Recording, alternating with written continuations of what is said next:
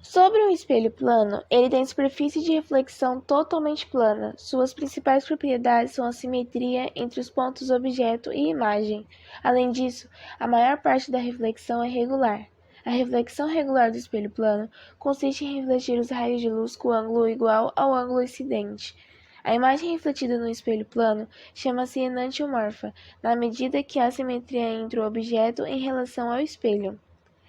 Esses espelhos possuem também utilidades diversificadas, desde domésticas a componentes de instrumentos ópticos. Como ocorre a formação da imagem no espelho? Bem, quando dois ou até mais prolongamentos de raio de luz se cruzam, dão origem a imagens virtuais. Essas imagens virtuais são sempre direitas. Entretanto, possuem lados invertidos e não podem ser sobrepostas. Bom, as imagens virtuais são direitas, tendo a mesma orientação vertical dos seus objetos, não podendo ser projetadas. As imagens formadas nos espelhos planos encontram-se à mesma medida do espelho que o objeto da imagem. Então, digamos que você enxerga sua imagem refletida em um espelho a 2 metros de distância. Sua imagem é formada a 4 metros em relação a você. Sobre a translação no espelho plano, funciona assim. Quando nos afastamos de um ponto, nossa imagem percorre a mesma distância. Quando o espelho se desloca de uma distância d, fazendo que a imagem translada no mesmo sentido que o espelho tenha uma distância 2d.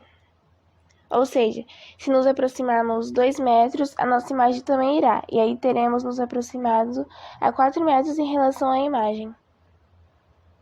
A associação de espelhos planos é feita aliando-se dois espelhos com um certo ângulo A, medido em relação à direção normal à superfície dos espelhos. Então é possível ver a formação de números progressivos de imagens conforme o ângulo A diminui. A fórmula que nos permite calcular o número da imagem formada é dada por n igual a 360 sobre A menos 1. O espelho côncavo está na parte interna de uma esfera refletora. A imagem refletida nele pode ser das três seguintes maneiras: real, invertida e reduzida, que é quando a imagem tem presença de luz, é menor que o objeto e está em uma posição invertida dele; virtual, direta e ampliada, que é quando a imagem não tem presença de luz, é maior que o objeto e está no mesmo sentido do objeto; e a imprópria, que é quando o objeto está no ponto focal. E na ótica, quando o objeto está no ponto focal, os raios acabam sendo refletidos de forma paralela.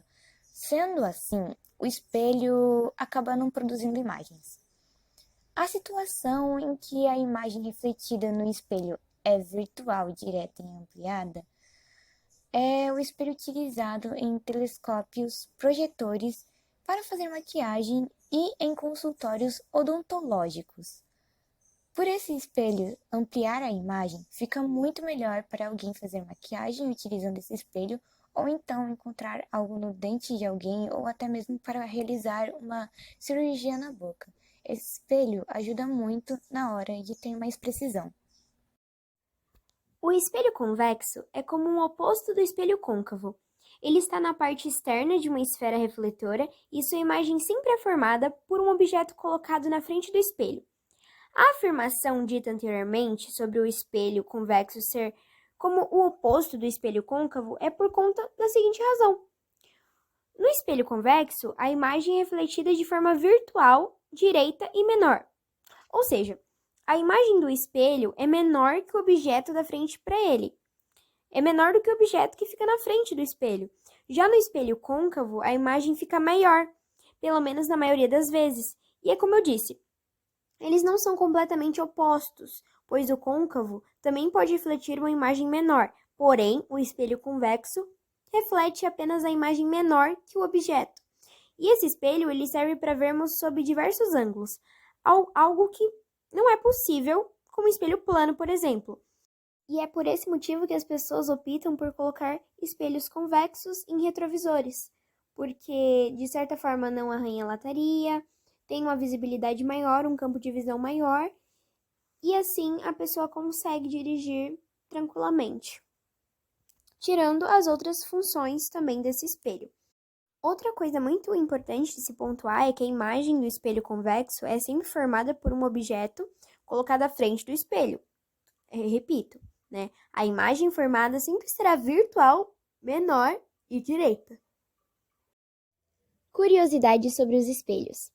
Bom, primeiramente, o espelho ele é uma superfície que reflete um raio luminoso em uma direção definida, em vez de absorvê-lo ou espalhá-lo em todas as direções. Por convenção, as distâncias dos objetos são sempre consideradas positivas e as distâncias das imagens são consideradas positivas para as imagens reais e negativas para as imagens virtuais. Uma curiosidade, em geral, é que existem pessoas que morrem de medo de espelhos. Bom, em geral, a isoptrofobia ou medo de espelhos está ligada ao temor diante do sobrenatural. As pessoas temem em ver o reflexo do espelho fantasmas e outros seres. Superstições ligadas a esse objeto, como a crença de que um quebrar de espelhos dá 7 anos de azar, também ajudam a aumentar a paranoia. E é claro que isso não poderia ficar de fora das nossas curiosidades do nosso trabalho. Bom, o primeiro espelho surgiu como o conhecemos hoje, em meados de 1830, criado pelo químico alemão Justus von Liebig. A mistura utilizada pelo inventor usava nitrato de prata para garantir uma boa reflexão. Bom, nós temos 3 tipos diferentes de espelhos, assim como as meninas explicaram. O espelho plano, que possui superfície reflexiva plana, o espelho esférico côncavo, que sua superfície corresponde a uma região semisférica, cuja área interna é reflexiva, e o espelho esférico convexo, que sua superfície corresponde a uma região semisférica, cuja área externa é reflexiva. Mas quais são as curiosidades entre eles? Bom, basicamente, a imagem de um espelho plano é enantimorfa, ou seja, a imagem forma dentro do espelho na mesma distância que o objeto está do espelho plano. Por isso, temos a impressão de que a imagem está atrás ou dentro do espelho. Já os espelhos côncavos, eles convergem as imagens para o foco do espelho, enquanto os espelhos convexos divergem. Quando o objeto chega muito próximo do espelho côncavo, para ser mais exato, entre o foco e a vértice do espelho, gera uma imagem direita e maior. O espelho côncavo, ele produz imagens reais quando posicionamos objetos próximos à sua superfície. À distância focal não ocorre formação de imagens para além do foco. As imagens são reais e seu tamanho diminui de acordo com a distância entre o objeto e a vértice do espelho. Algumas características para a formação de imagem em espelhos esféricos côncavos são o objeto real antes do centro de curvatura, o objeto real no centro de curvatura. 3. O objeto real entre o centro de curvatura e o foco.